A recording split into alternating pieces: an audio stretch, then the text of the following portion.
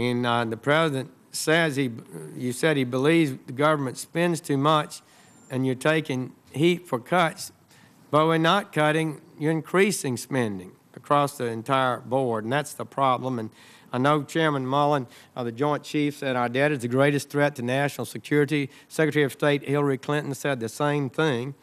And do you agree with that? Secretary Geithner said that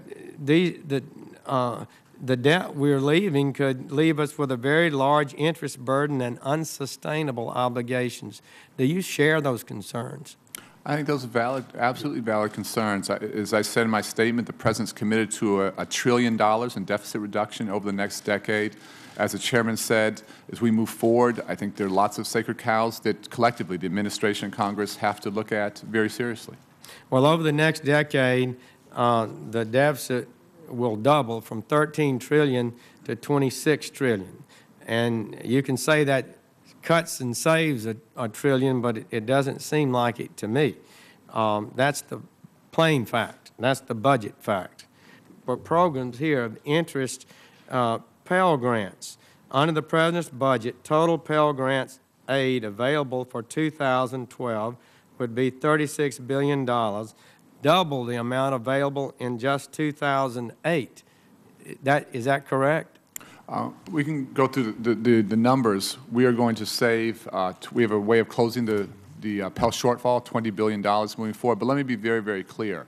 What our country desperately needs is many more young people going to college and graduating. Again, we have 4 million unfilled jobs today in a tough economy. They're unfilled because we're not producing the skilled workers that our country needs. At a time when going to college has never been more important, it's never been more expensive, and our nation's families haven't been under this kind of financial duress in a long, long time. So the fact that we have a 50% increase over the past couple of years in students accessing Pell Grants, I think is hugely important. Well, I think we can all agree that funding and money doesn't necessarily improve education. We've seen that dramatically. We're going to be, in 2008, we provided Pell Grants for $6 million. Now we're providing Pell Grants under your proposal for 9.6 million people, increasing that, doubling the entire budget, and we don't have the money.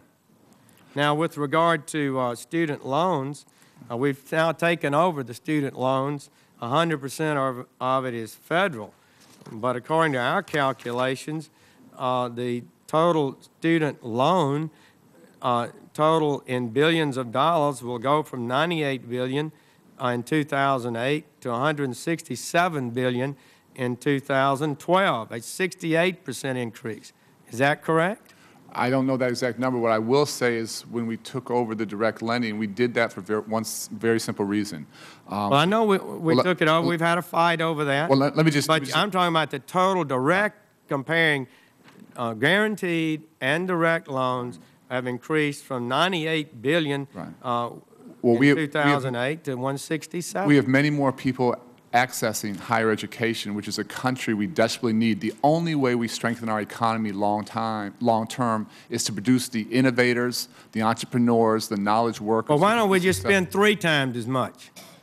On Pell Grants? On Pell Grants. Well, won't that just help us fix it all? Well, actually, we made some very tough cuts in Pell Grants. And so we asked for a $5 billion increase, but we're reducing costs by $15 billion. Well, this is Washington math. You haven't cut Pell Grants. Pell Grants are increasing dramatically, Mr. Secretary.